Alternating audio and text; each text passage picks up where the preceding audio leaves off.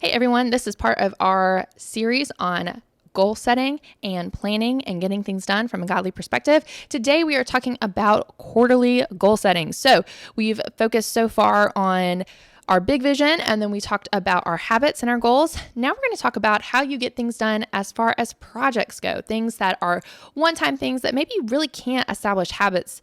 How do you check in with those goals and move forward with those goals? A lot of the goals I have with the podcast, they would be quarterly goals that I say I want to create this resource. And so that is a one-time thing that I have to do, but it's a project that I have to accomplish. How can I get those things done? So this episode is going to talk about how we do our quarterly goal setting. So the first thing with a quarterly goal setting is you really want to brain dump existing projects. Now, we talk about brain dumping as we think about our project notebook, and that is a brain dump that is for everything in our lives. With our quarterly goal setting, I would recommend that this is just your work-related things, or maybe things, again, for this podcast, this is not my full-time income, but it is something that I am working at. So this could be for maybe any committees you're on, any work-related things, any church-related things. Maybe if you're doing homeschooling and you're kind of doing a side hustle with that, this would be your quarterly goal setting. And the reason why I have it divided up into quarters is because a year is a really long time.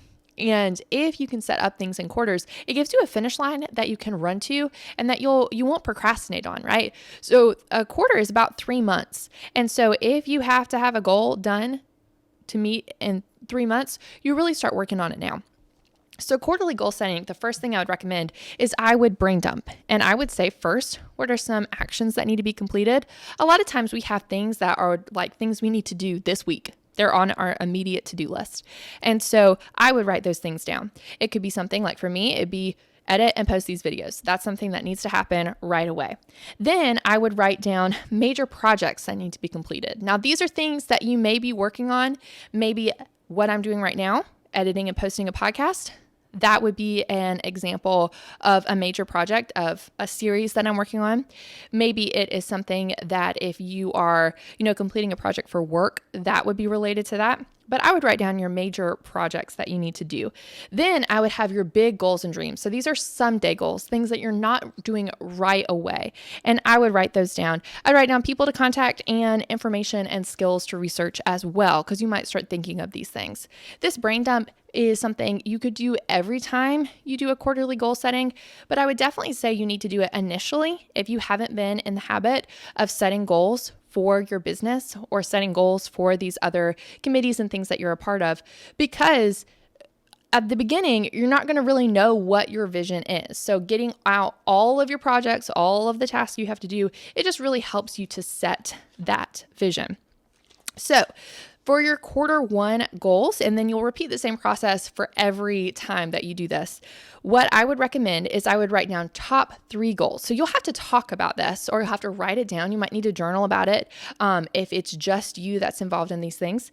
But I would say your top 3 goals is what you need to accomplish. Now, these are not things that are kind of like someday, like, it'd be nice if we moved out of this house. This is, I need to accomplish this to keep things moving on in my life. So I'd write down your top 3 goals or tasks that you need to get done. Normally, these would be bigger projects. And then after you write down your top 3 goals, I would go through and I would talk about specific ways things are going well and things that are not going well. So think about your success, your needs, your concerns, and your growth goals.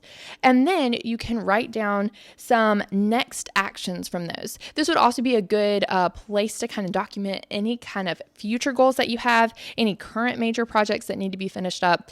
And so the idea is that as you start to do these quarterly reviews, every time that you sit down to do one, again, I would recommend that this would be something if you're using it in a work-related setting or with somebody who is maybe on a committee with you, like I'm in a worship planning committee at church. You could even use this with that. But basically, I would recommend going over almost like minutes for a business meeting and reading over your goals and some concerns and successes and different things like that from your last quarterly review. And then after you read through that, go on into the next one. And then that way you can see where you were at in the past. And again, it might be something that is a really good thing because you've grown so much in the 3 months. Or you might be reminded of, oh my goodness, we said we were going to do this thing and we just totally did not even get to that point. And so reading back over your quarterly goal planning sheets will help to set your vision.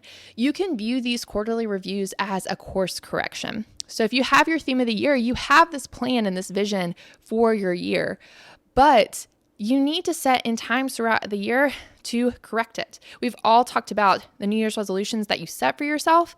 And then after you set them, you realize, oh my goodness, it's March and I haven't done anything with that. I guess I'll just wait till next year. Well, no, this is your course correction. This is the time where you say, no, this is my goal and I am working towards this thing. I am taking hold of it and I am making it my own.